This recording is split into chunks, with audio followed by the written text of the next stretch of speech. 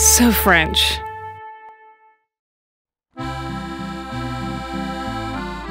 I'm Reem Saleh, Bahraini. I was living in Paris for 6 years from 2007 to 2013, where I joined the Young Professionals program at UNESCO.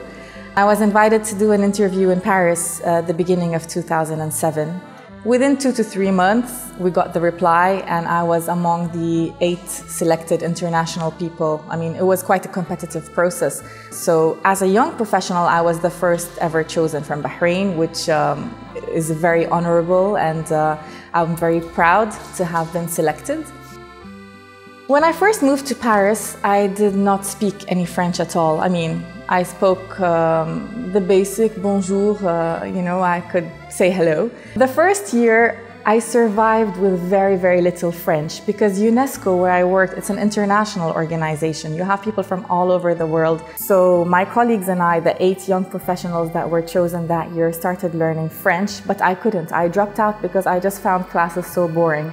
But my second year, I started meeting people, and the French that I learned on the street is uncomparable because it's practice that makes perfect. And if you're just going to learn skills in a class and not apply them, you're never going to really learn the language. So it was by making French friends, Parisian friends, and friends from other parts of France, by becoming a bit more involved in community activities, going to art galleries, and little by little, that's how I started improving my French.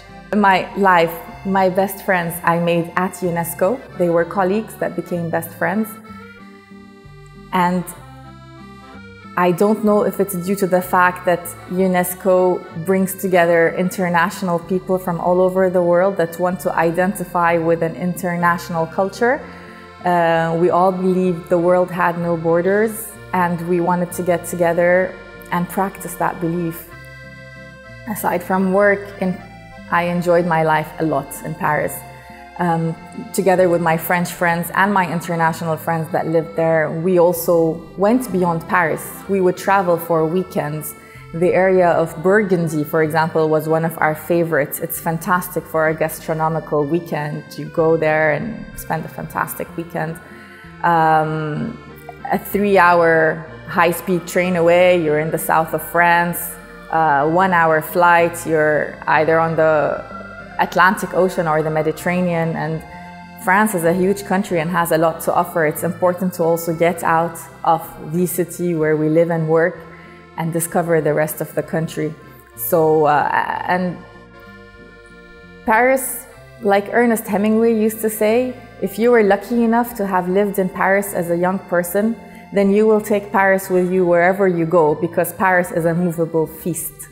And that, in every word of that phrase, that is what Paris is. It's the love for life, and you get to live. It's a culture, it's a community, it's a people that know that there is life beyond work. If I could bring one thing from France, or take one thing from France wherever I go, it would be my friends. I made the best of friends, like-minded people who have this passion for life. The city of Paris is a cosmopolitan city, but despite being so big, once you choose your little street, the little quartier, the little neighborhood where you're going to live, it has that village feeling. The 6 years that I lived in France, I changed apartments. But I ended up being in the exact same neighborhood with the exact same boulangerie, the bakery, the supermarket. So it gives you that village sense, you know? You go to that same restaurant, the waiters all know you by name because you eat at that restaurant more than you cook in your own apartment. So there is that village feeling to the neighborhood that you choose to live in Paris. And that is such a beautiful feeling. So French.